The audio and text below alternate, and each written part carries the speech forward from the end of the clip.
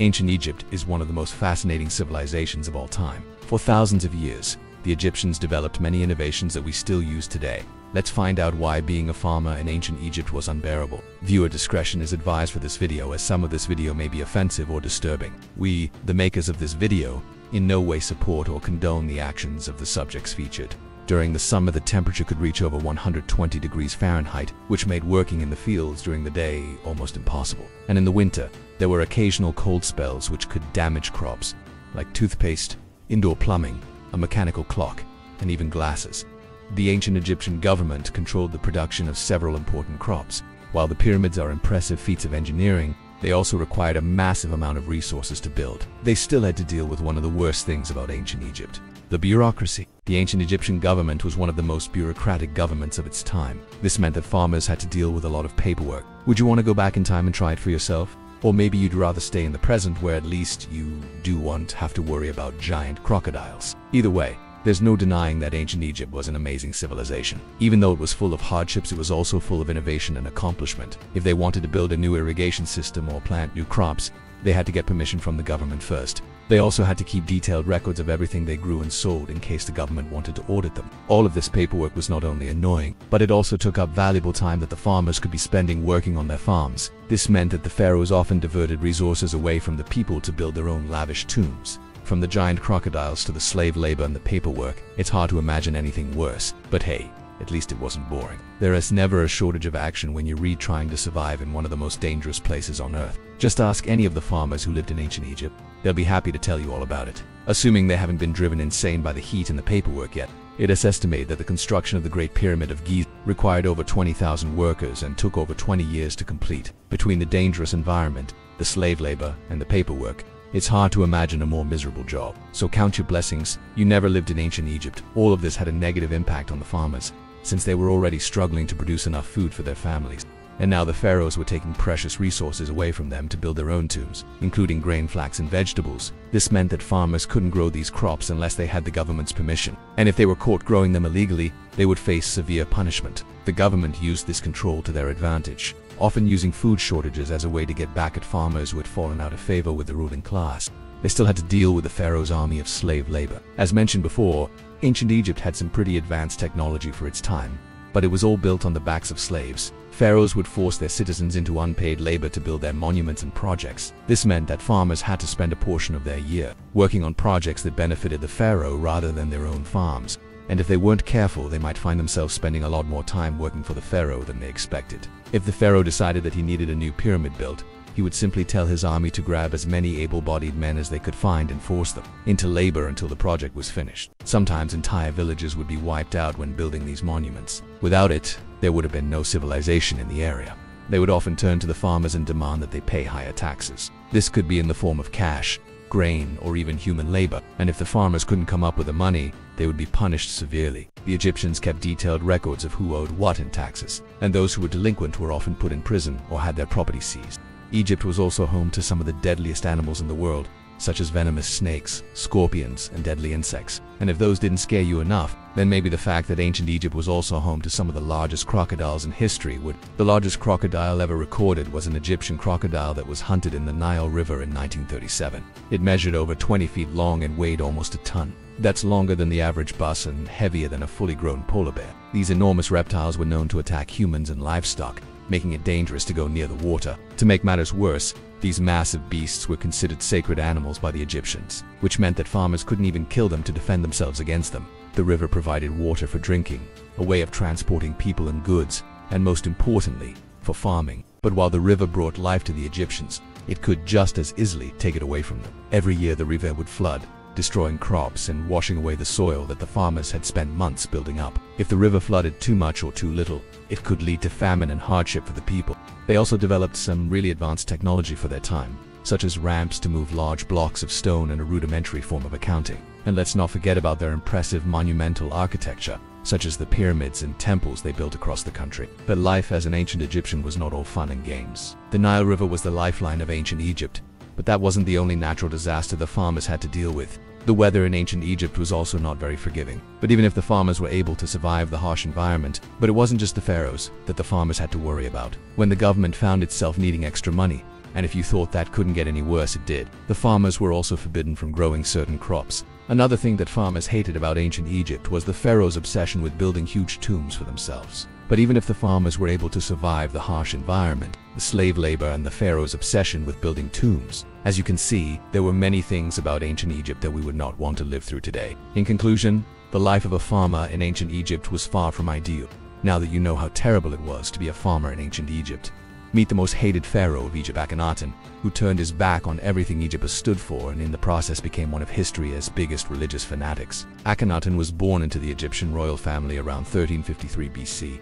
He grew up in the great city of Thebes with all the privileges that came with being the heir to the throne. So naturally, when he came of age, the city was designed to be a sort of religious colony where everyone would worship the sun god. To enforce this radical new religion, Akhenaten even built a cult center complete with a school for priests where they would study the ways of the one true god. This was extremely radical for the time period, since most religions were polytheistic and believed in multiple deities. He married his half-sister and took the throne. Previously, Egyptian art showed people with exaggerated features and stiff poses, but now it was much more realistic and three-dimensional. She also introduced a new style of writing that was much easier to read. Unfortunately, she didn't have had much time to enjoy her accomplishments since Akhenaten outlived her by at least 4 years. Some scholars even say that he looked like a hunchback due to his deteriorating condition. Spent his last days in the company of his favorite wife, who quickly restored the old gods and renamed the capital city back to Thebes. He was a religious fanatic long before the term was coined. He was a zealot who wanted to impose his beliefs on everyone around him. He was a tyrant who ruled with an iron fist. And he was a heretic who turned his back on the traditions of his ancestors. As you can imagine, he didn't want to be reminded of his father's failed religious revolution, so he erased every record of him from history. And it was only after her death that he remarried and moved to the new capital city of Tel El-Mahdi. There he built a grand palace complex and died several years later, possibly from complications related to his disease. At first he seemed like any other typical Egyptian pharaoh, ruling over the land with absolute authority and living a life of luxury. It is thanks to these artifacts that we know about this bizarre and controversial pharaoh, who turned his back on everything Egypt stood for. But things took a drastic turn during his 12th year in power. That's when he decided to launch a full-blown religious revolution. His first act was to change his name from Amenhotep to Akhenaten, which roughly translates to servant of the Ot. For example, he defaced the statues of the goddess Hathor by removing her cow horns and the sacred beetle representing her son Horus. He also destroyed countless temples dedicated to other gods and diverted their resources to building new temples dedicated to the Aton. Royal blood wasn't liked by the public. Nevertheless, she seems to have been a very influential queen who, alongside the pharaoh, took the ancient Egyptian religion and turned it on its head. The Aton was an obscure sun god that until then had been just one of many deities in the Egyptian pantheon. She was the one who convinced him to abandon the old gods and embrace the sun god. In fact, she may have even been the one who initiated the whole religious revolution. But Akhenaten changed all that by elevating the sun to the status of the one true god. He then went on to build a new capital city and rename it Amon. In fact, he got rid of all other gods and even erased their names from monuments. You might be wondering why he did all of this. And to answer that, we have to look at his wife Nef. The problem is that after Akhenaten's death, his successor erased all records of her. For starters, she helped establish a monotheistic cult that worshipped one god, the Aten. She also created a new form of art that depicted the royal family in a very naturalistic manner. In fact, some scholars believe that she was the first person to ever depict herself in an Egyptian royal statue. After her death, he married another woman and continued ruling over Egypt. But his health soon started to decline, and with it, his mental state. It's believed that he suffered from a bone disease called osteomyelitis, which may have caused excruciating pain. Whatever the case, he was succeeded by his sons. Nevertheless, Akhenaten's legacy lived on through the countless artifacts that survived the test of time. Akhenaten's story is truly unique, and there is no one else in history who did what he did. In short, he was a very flawed individual who did both great and terrible things during his lifetime. The Valley of the Kings is one of the most famous archaeological sites in the world, located in the vast and majestic complex of the ancient Egyptian city of Thebes, which supposedly brings bad luck or even death to anyone who disturbs the mummies or tombs of the pharaohs. The curse was first recorded in 1872, when workers discovered the tomb of Ramses III. In the following years, several people involved in the excavations died under mysterious circumstances. They also presented an opportunity for archaeologists to learn more about ancient Egypt. Researchers have discovered that the valley is actually a cemetery for animals as well. There is no shortage of mysteries to keep researchers on their toes, and who knows what other secrets the valley is hiding. Maybe one day we'll uncover the truth behind the pharaoh's curse, or discover the identity of the elusive tomb robber. Until then, the Valley of the Kings will continue to fascinate us with its ancient mysteries. In fact, Animal remains make up 15% of all the finds in the area. These remains include cats, falcons, baboons, and ibises, which were often mummified and buried alongside humans during the New Kingdom. Some researchers believe that these animal remains represent the souls of the pharaohs, who were reincarnated as animals after death. Others see them as symbols of the pharaoh's connection to the gods. For example, one of the most important discoveries in the Valley of the Kings was made by a team led by British Egyptologist John Gardner Wilkinson in 1826.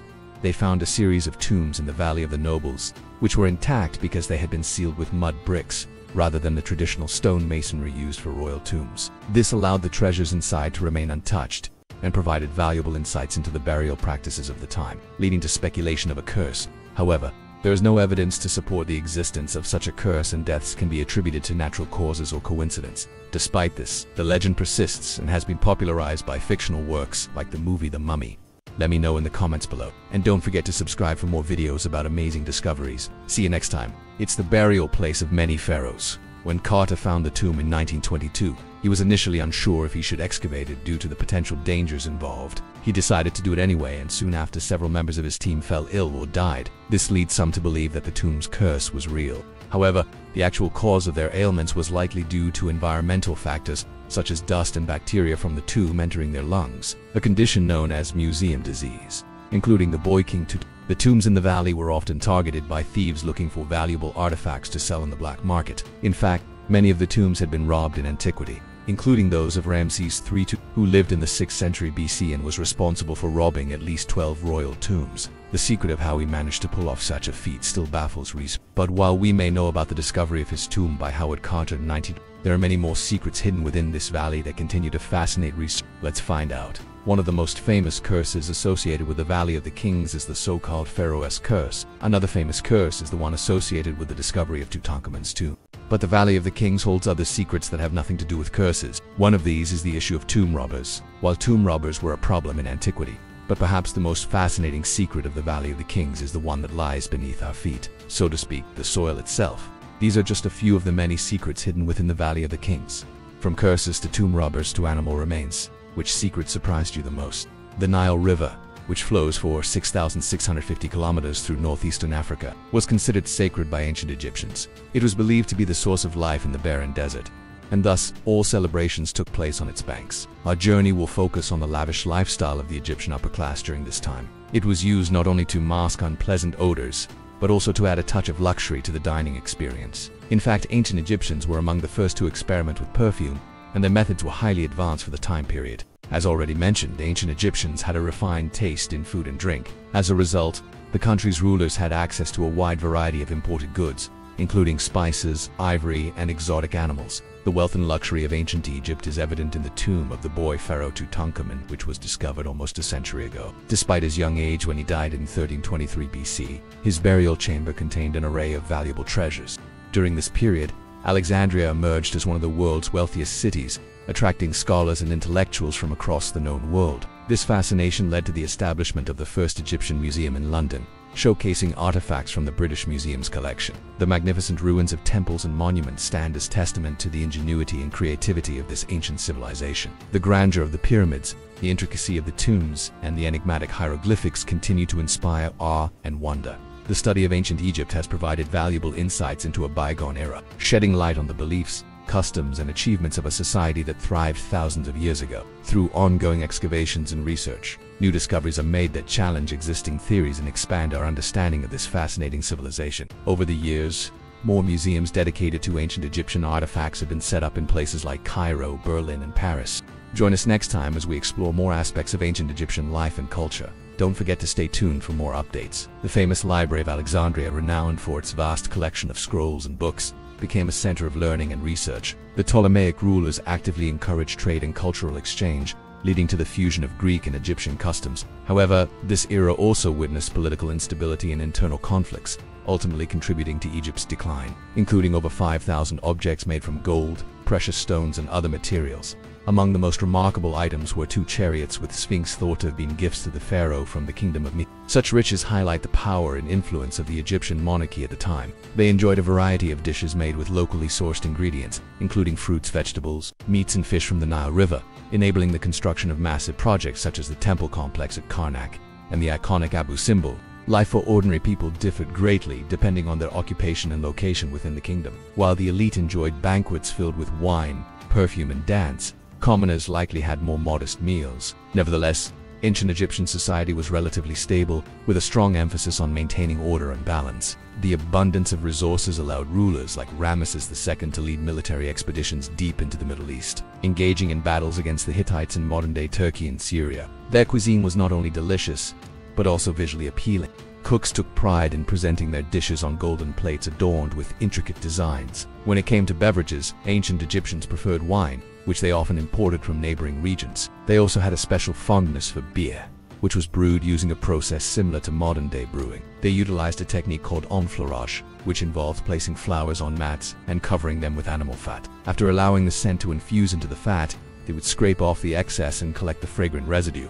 This technique enabled them to capture the essence of various flowers, including lotus, jasmine, and myrrh. These fragrant materials were then mixed with oils and liquids to create different types of perfumes. Egyptians were particularly fond of perfumes made from lotus flowers, which were believed to have a calming effect. During banquets, guests would often be gifted small containers of perfume as souvenirs. These miniature vessels were typically made from precious metals like gold or silver, and were designed to resemble animals such as baboons or ibis. Attendants at the banquet would pour perfume onto burning charcoal braziers to fill the air with a pleasant fragrance, enhancing the overall atmosphere of the celebration. Join us as we uncover the secrets behind their love for wine, perfume, and dance, and explore how these elements added to the splendor of their feasts. Dancing played a vital role in ancient Egyptian society and was commonly featured at banquets and festivals. In fact, ancient texts mention numerous professional dancers who performed at various events, including Queen Hediphia's famous dance at the Festival of Opet. While little is known about the dances themselves, wall paintings and sculptures offer valuable insights. One notable depiction shows 8 men and women gracefully dancing with arms raised, perhaps in a celebratory procession. Musicians accompanied the dancers, playing instruments like harps, flutes, and the music and dance contributed significantly to the festive mood, entertaining guests and honoring the pharaoh. Wine, dance, and perfume. These 3 elements are the cornerstones of any banquet, including those in ancient Egypt. Banquets were a significant part of Egyptian culture, and were not only reserved for major royal occasions, but also served as a way to enhance trade deals or solidify alliances. For example, when the Nubian king Casta visited Egypt in the year 25th BC, he was hosted by pharaohs with a grand banquet. Similarly, the famous Queen of Sheba is believed to have been welcomed by King Solomon with an epic feast. Ancient Egyptian literature provides details about these events and the importance of wine, perfume, and dance in creating a festive atmosphere. One papyrus in particular stands out: the Cairo Wine Festival. This artwork depicts various stages of making wine, from harvesting grapes to fermenting and storing it in jars. Interestingly, only a small portion of the population consumed wine regularly, mostly men of high social status and priests. Wine played an essential role in religious ceremonies and was even offered to the gods during rituals. However, commoners rarely drank wine and instead enjoyed beer made from wheat. The production of wine in Egypt was a labor-intensive process involving skilled workers known as winemakers. They followed specific techniques passed down through generations to ensure the creation of high-quality wines. One interesting aspect was the use of clay cones to seal the jars containing the fermented mixture. Each cone bore a unique stamp that indicated its contents, such as the grape harvest and the pharaoh's name. Once the wine was ready, it was transported to the palace where servants poured it into alabaster goblets or silver cups for consumption. Egyptians appreciated fine dining and often paired their wine with appetizers before the main meal. Some popular appetizers included pickled onions, garlic, and dates, while the main courses featured roasted meats and fish baked in the oven alongside vegetables and bread. What kind of parties did they throw? Today we'll take a deep dive into the extravagant banquets held by Egypt's elite from 3100 BC to 30 BC. From the reign of pharaohs like Tutankhamun and Ramesses II to the Ptolemaic dynasty, perfume was another essential element of Egyptian banquets. Now let's talk about dance.